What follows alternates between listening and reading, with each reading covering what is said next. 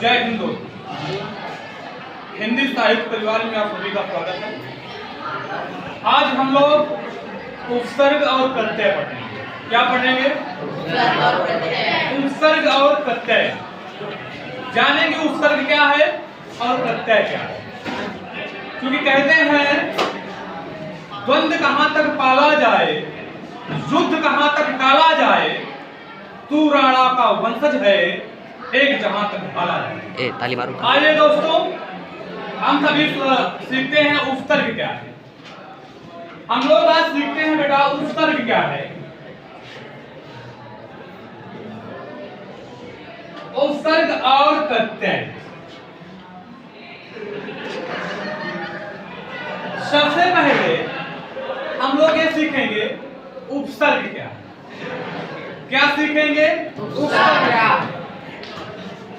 उपसर्ग बेटा जो शब्दांश मूल शब्द के प्रारंभ में जुड़कर उसके अर्थ को बदल दे, उसे उपसर्ग कहते हैं। जो शब्दांश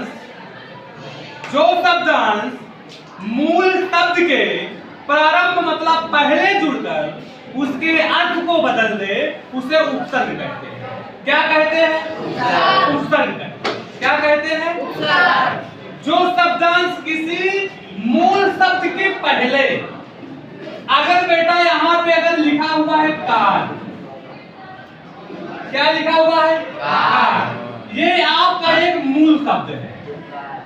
ये आपका बेटा मूल शब्द है। ये कैसा शब्द है? मूल शब्द है। कैसा शब्द है? मूल शब्द है। यदि इसके पहले का मतलब इधर बाएं साइड, इसके पहले यदि यहाँ पे हम उप लगा दे, बेटा उप लगा दे, क्या इस पे ऐड कर दे हम? उप। बेटा उप आपका एक उपसर्ग है। उप बेटा क्या है? मूल क्या है? कार आपका मूल शब्द है। कार क्या आपका है? मूल शब्द। बेटा यहाँ पे अब इसको अगर जोड़ करके पढ़ोगे, ऐड करके जब इसको हम पढ़ेंगे तो हो जाएगा उपकार। क्या हो जाएगा? उपकार। बेटा एक चीज और विशेष आप लोग हमेशा अपने माइंड में रखिए कि मूल शब्द के पहले कोई भी जब हम उपसर्ग लगाते हैं तो बेटा उससे एक नया शब्द बनता है। नया बनता है एक नया, लेकिन बेटा उस नए शब्द का भी एक अर्थ निकलना चाहिए, सार्थक अर्थ निकलना चाहिए। अगर वहां पे अर्थ उसका निरर्थक निकल रहा है, उसका कोई अर्थ नहीं निकल रहा, तो बेटा वहां पे आपका गलत होगा। समझ पा रहे हैं?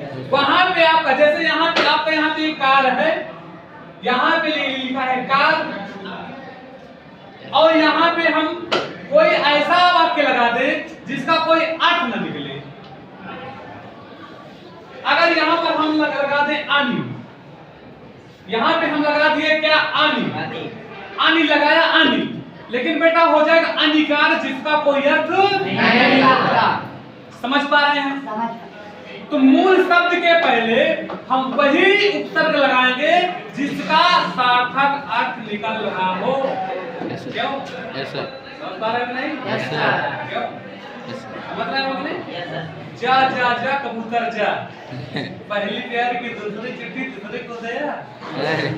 आइए अब समझते बेटा प्रत्यय। प्रत्यय क्या? प्रत्यय हम लोग समझते हैं। क्या समझते हैं? प्रत्यय। बेटा प्रत्यय में होता क्या? जो मूल शब्द के बाद,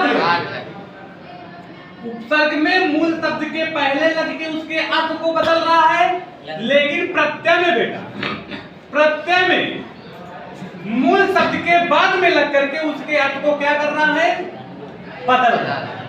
जैसे अगर यहाँ पे हम लिख दे, यहाँ पे लिख दे बेटा गुरु, यहाँ पे बेटा लिख दे हम लोग लव। समझ पा रहे हैं?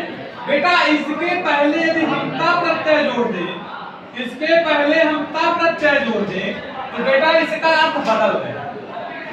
इसका अर्थ क्या हो गया? अब बेटा इसको हम पढ़ेंगे लघुता। क्या पढ़ेंगे? लघुता। और इसको हम क्या पढ़ेंगे? गुरुता।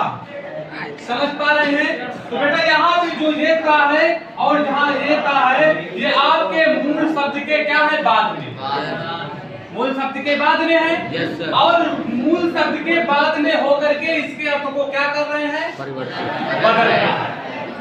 मूल शब्द के बाद में इसके लग के इसके अर्थ को क्या कर रहे हैं, बदल रहे हैं। समझ पा रहे होंगे? क्लियर हो रहा है? समझ पा रहे हैं?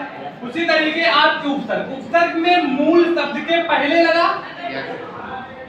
बेटा यहाँ पे अगर हम कार लिख दिया और बेटा यहाँ पे हम लगा दिया नीरा, तो बेटा नीरा आपका क्या हो गया, उपसर्ग हो गया। बेटा निराकार होगा, होगा कि नहीं होगा, क्या होगा, निराकार होगा।